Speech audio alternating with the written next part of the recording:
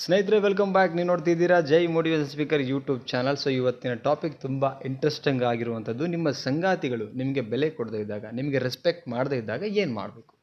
3 ಟಿಪ್ಸ್ನ share ಮಾಡ್ತಾ ಇದ್ದೀನಿ. ವಿಡಿಯೋನ ಕೊನೆ ತನಕ ನೋಡಿ, ತುಂಬ ಯೂಸ್ಫುಲ್ ಆಗಿರ್ತಕ್ಕಂಥದ್ದು. ಆ್ಯಂಡ್ ನಿಮ್ಮ ಅನಿಸಿಕೆ ವಿಡಿಯೋ ನೋಡಿದ ಮೇಲೆ ಕಮೆಂಟ್ ಮಾಡಿ ತಿಳಿಸಿ. ವಿಡಿಯೋಗೆ ಲೈಕ್ ಮಾಡೋದನ್ನು ಮರಿಬೇಡಿ. ವಿಡಿಯೋನ ಶುರು ಮಾಡೋಣ. ಫಸ್ಟ್ ಪಾಯಿಂಟ್ ನೋಡ್ಕೊಂಬರೋಣ. ಏನು ಅಂತ ಹೇಳಿದ್ರೆ, ಅನಾವಶ್ಯಕ ಮಾತುಗಳನ್ನು ಕಡಿಮೆ ಆಡಿ. ಸೊ ನೋಡಿ, ಹಸ್ಬೆಂಡ್ ಆ್ಯಂಡ್ ವೈಫ್ ಮಧ್ಯೆ ಕೆಲವರು ಇರ್ತಾರೆ, ಕೆಲವೊಂದು ಸಂಗಾತಿಗಳ ಮಧ್ಯೆ ಕೆಲವೊಂದು ಆಲ್ಮೋಸ್ಟ್ ಏನು ಮಾಡ್ತಾರೆ ಅಂತ ಹೇಳಿದ್ರೆ, ಈ ತಪ್ಪನ್ನು ಮಾಡಿಬಿಡ್ತಾರೆ. ಏನು, ಅನಾವಶ್ಯಕ ಮಾತುಗಳನ್ನು ಆಡ್ಲಿಕ್ಕೆ ಶುರು ಮಾಡ್ತಾರೆ. ಲೈಕ್ ಆ ಸಿಚುವೇಶನ್ಗೆ ಆ ಮಾತುಗಳು ಡಿಮ್ಯಾಂಡ್ ಇರಲ್ಲ, ಬಟ್ ಯಾವ ಸಿಚುವೇಶನ್ಗೆ ಯಾವ ಮಾತನ್ನು ಆಡಬೇಕು ಎಷ್ಟೋ ಜನಗಳಿಗೂ ಕೂಡ ಗೊತ್ತಿರಲ್ಲ. ಈ ಪ್ರಾಬ್ಲಮಿಂದ ಅವರಿಗೆ ಬಾಯಿಗೆ ಬಂದಂಥ ಪದಗಳನ್ನು ಯೂಸ್ ಮಾಡ್ತಾರೆ. ನೋಡಿ, ಆ ಪದಗಳನ್ನು ಬಳಸೋದ್ರಿಂದ ಅವ್ರಿಗೆ ಅಪೋಸಿಟಲ್ಲಿರ್ತಕ್ಕಂಥವ್ರಿಗೆ ಹರ್ಟ್ ಆಗುತ್ತೆ. ಆವಾಗ ಏನು ಮಾಡ್ತಾರೆ, ಯಾವತ್ತು ನೋಡಿದ್ರು ವಟ ವಟ ಅಂತಿರ್ತಾರೆ. ಆಮೇಲೆ ಈ ಸಿಚುವೇಶನ್ಗೆ ನಾವೇನು ಮಾತಾಡ್ತಿದ್ದೀವಿ, ಇವಳೇನು ಮಾತಾಡ್ತಿದ್ದಾಳೆ, ಇವಳು ಇದ್ದಿದ್ದೇ ಗೋಳು ಅಥವಾ ಇವನು ಇದ್ದಿದ್ದೇ ಗೋಳು. ಗಂಡು ಮಕ್ಕಳಿಗೆ ಇವನೇನು ಸಿಚುವೇಶನ್ ಏನಿರುತ್ತೆ, ಒಂಥರ ಹೆಂಗೆ ಮಾತಾಡ್ತಾನೆ ಅಂತ ಹೆಣ್ಮಕ್ಳು ಗಂಡು ಮಕ್ಕಳಿಗೂ ಹೇಳ್ತಿರ್ತಾರೆ, ಗಂಡು ಮಕ್ಕಳು ಹೆಣ್ಮಕ್ಳಿಗೂ ಹೇಳ್ತಿರ್ತಾರೆ. ಗಂಡ ಹೆಂಡತಿ ಮಧ್ಯೆ ಇದು ಆಲ್ಮೋಸ್ಟ್ ನಡೀತಾ ಇರುತ್ತೆ.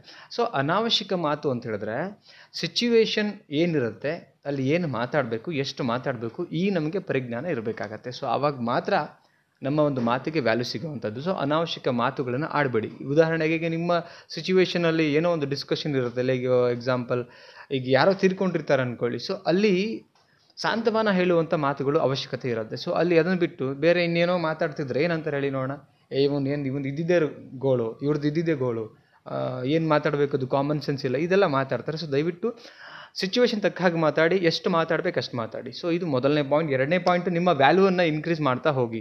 ಸೊ ನೋಡಿ, ವ್ಯಾಲ್ಯೂ ಇನ್ಕ್ರೀಸ್ ಅಂತ ಹೇಳಿದ್ರೆ ಎಲ್ಲ ವಿಚಾರದಲ್ಲೂ ಅಷ್ಟೇ. ನೀವು ಎಕ್ಸಾಂಪಲ್ ಏನು ಕೆಲಸ ಮಾಡ್ತಿಲ್ಲ ಅಂತ ಹೇಳಿದ್ರೆ, ಏನಾದರೂ ಕೆಲಸ ಮಾಡಲಿಕ್ಕೆ ಶುರು ಮಾಡಿ. ಆ್ಯಂಡ್ ಎಲ್ಲಿ ಅಗತ್ಯತೆ ಇರುತ್ತೆ ಅಲ್ಲಿ ಮಾತ್ರ ನಿಮ್ಮ ಟೈಮ್ಗಳನ್ನ ಸ್ಪೆಂಡ್ ಮಾಡಿ.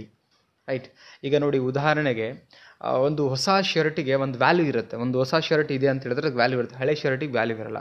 ಹೊಸ ಶರ್ಟ್ ಇಟ್ ಮೀನ್ಸ್ ಏನಂತ ಹೇಳಿದ್ರೆ, ಅದು ಕ್ಲೀನ್ ಆಗಿರುತ್ತೆ, ಡಸ್ಟ್ ಇದಾಗಿರಲ್ಲ, ಐರನ್ ಆಗಿರುತ್ತೆ, ನೀಟಾಗಿರುತ್ತೆ. ಸೊ ಹಾಗೆ ನಾವು ಕೂಡ ಅಷ್ಟೇ, ನಮ್ಮ ನಡವಳಿಕೆಯಲ್ಲಾಗಿರ್ಬೋದು, ನಮ್ಮ ಮಾತುಗಾರಿಕೆಯಲ್ಲಾಗಿರ್ಬೋದು, ನಮ್ಮ ಬುದ್ಧಿವಂತಿಕೆಯಲ್ಲಾಗಿರ್ಬೋದು, ಮಾಡುವಂಥ ಕೆಲಸದಲ್ಲಾಗಿರ್ಬೋದು, ನಾವು ನಮ್ಮ ವ್ಯಾಲ್ಯೂ ಇನ್ಕ್ರೀಸ್ ಆಗುತ್ತೆ, ಅದರಲ್ಲಿ ಪರ್ಫೆಕ್ಟ್ ಆಗಿರಬೇಕು. ಆವಾಗ ನಮ್ಮ ವ್ಯಾಲ್ಯೂ ಇನ್ಕ್ರೀಸ್ ಆಗ್ತಾ ಹೋಗುತ್ತೆ. ಯಾವಾಗ ವ್ಯಾಲ್ಯೂ ಇನ್ಕ್ರೀಸ್ ಆಗುತ್ತೆ ಆವಾಗ ಮಾತ್ರ ಜನ ನಮ್ಮನ್ನು ರೆಸ್ಪೆಕ್ಟ್ ಮಾಡ್ತಾರೆ. ಎಕ್ಸಾಂಪಲ್, ಈಗ ನೋಡಿ, ಯಾರೋ ಪೊಲೀಸ್ ಇನ್ಸ್ಪೆಕ್ಟರ್ ಬಂದಾಗ ಜನ ತುಂಬ ರೆಸ್ಪೆಕ್ಟಾಗಿ ಮಾತಾಡ್ತಾರೆ, ಅಥವಾ ಯಾರೋ ಅಧಿಕಾರಿಗಳು ಬಂದಾಗ ರೆಸ್ಪೆಕ್ಟಾಗಿ ಮಾತಾಡ್ತಾರೆ. ಅದೇ ಕಾಮನ್ ಮ್ಯಾನ್ ಅಂತ ಬಂದಾಗ ಜನ ಅಧಿಕಾರಿಗಳಿಗೆ ಕೊಡುವಂಥ ರೆಸ್ಪೆಕ್ಟು ಕಾಮನ್ ಮ್ಯಾನಿಗೆ ಕೊಡಲ್ಲ. ಬಿಕಾಸ್ ಅವರಲ್ಲಿ ವ್ಯಾಲ್ಯೂ ಆ್ಯಡೆಡ್ ಆಗಿರುತ್ತೆ, ಇನ್ಕ್ರೀಸ್ ಆಗಿರುತ್ತೆ ಒಂದು ಕಾರಣಕ್ಕೆ. ಸೊ ಇದು second point. So next point ನೋಡ್ಕೊಂಬರೋಣ, ಪರ್ಸ್ನಾಲಿಟಿ ಡೆವಲಪ್ಮೆಂಟ್ ಮಾಡ್ಕೊಳ್ಳಿ. ನೋಡಿ, ಎಲ್ಲಿ ಪರ್ಸ್ನಾಲಿಟಿ ಡೆವಲಪ್ಮೆಂಟ್ ಇರಲ್ವೋ ಅಲ್ಲಿನೂ ಕೂಡ 100% ನಿಮಗೆ ಕೀಳಾಗಿ ನೋಡ್ತಾರೆ ಜನ. ಈ ಪರ್ಸ್ನಾಲಿಟಿ ಡೆವಲಪ್ಮೆಂಟಲ್ಲಿ ಏನು ಬರುತ್ತೆ ಅಂತ ಹೇಳಿದ್ರೆ, ಮಾತಾಡೋದು ಗೊತ್ತಿರಲ್ಲ. ಅದೇ ಪದಗಳನ್ನು ಹೇಗೆ ಬಳಸಬೇಕು, ಎಷ್ಟು ಚೆನ್ನಾಗಿ ಅವ್ರು ಟ್ರೀಟ್ ಮಾಡಬೇಕು, ಹೇಗೆ ಕಮ್ಯುನಿಕೇಟ್ ಮಾಡಬೇಕು, ಹೇಗೆ ಕನೆಕ್ಟ್ ಮಾಡ್ಕೊಳ್ಬೇಕು, ನಾವು ಮಾತುಗಾರಿಕೆಯಿಂದ ಹೇಗೆ ಅವ್ರನ್ನ ಅಟ್ರ್ಯಾಕ್ಟ್ ಮಾಡಿ ತುಂಬ ಪ್ರೀತಿಯಿಂದ ಮಾತಾಡಬೇಕು, ಇದೆಲ್ಲ ಬರುವಂಥದ್ದು. ಮಾತಾಡೋದನ್ನು ಕಲಿಬೇಕು, ಅದಕ್ಕೆ ಪರ್ಸ್ನಾಲಿಟಿ ಡೆವಲಪ್ಮೆಂಟಲ್ಲಿ ಬರುವಂಥದ್ದು. ನೆಕ್ಸ್ಟ್ ಬರೋದು ಸೌಂದರ್ಯ ಪ್ರಜ್ಞೆ. ಹೆಣ್ಣಾಗಿರ್ಬೋದು ಗಂಡಾಗಿರ್ಬೋದು. ನೋಡಿ, ನಾವು ಒಂದು ಅಂಗಡಿಗೆ ಹೋದರೆ ಏನೋ ಒಂದು ಪರ್ಚೇಸ್ ಮಾಡಬೇಕಾದ್ರೆ ಚೆನ್ನಾಗಿರೋದನ್ನು ಆಯ್ಕೆ ಮಾಡ್ಕೊಳ್ತೀವಿ. ಹಾಗೇನೆ ಇದು ಕೂಡ ಅಷ್ಟೇ, ನಾವು ಕ್ಲೀನಾಗಿದ್ದು, ನೋಡೋಕ್ಕೆ ಚೆನ್ನಾಗಿದ್ದು, ಅಟ್ರಾಕ್ಟಿವ್ ಥರ ಇದ್ದರೆ ನಮ್ಮ ವ್ಯಾಲ್ಯೂಸ್ ಯಾವತ್ತೂ ಇದ್ದೇ ಇರುತ್ತೆ. ಲೈಕ್ ಏನು ಅಂತ ಹೇಳಿದ್ರೆ, ಈಗ ನೀವು ಮದುವೆ ಆಗಿದ್ದೀರಾ ಅಂತ ಹೇಳಿದ್ರೆ 1 ವರ್ಷ 2 ವರ್ಷ ಆದಮೇಲೆ, ಸೊ ನಿಮ್ಮ ಬ್ಯೂಟಿ ಬಗ್ಗೆ, ಲೇಡೀಸ್ ಆಗಿದ್ದರೆ, ಗಂಡು ಮಕ್ಕಳು ಅಷ್ಟೇ, ನಿಮ್ಮ ಹ್ಯಾಂಡ್ಸಮ್ನೆಸ್ ಬಗ್ಗೆ, ನಿಮ್ಮ ಬಾಡಿ ಫಿಟ್ನೆಸ್ ಬಗ್ಗೆ, ಕ್ಲೀನಾಗಿ ಶೇವ್ ಮಾಡ್ಕೊಂಡು, ಸ್ನಾನ ಮಾಡ್ಕೊಂಡು, ಒಟ್ಟಿನಲ್ಲಿ ಏನಂದರೆ ಡೇ ಟು ಡೇ, ದಿನದಿಂದ ದಿನಕ್ಕೆ ಚೆನ್ನಾಗಿ ಆಗ್ತಾ ಹೋಗ್ಬೇಕು ಇರೋದ್ರಲ್ಲೇ. ಓಕೆ.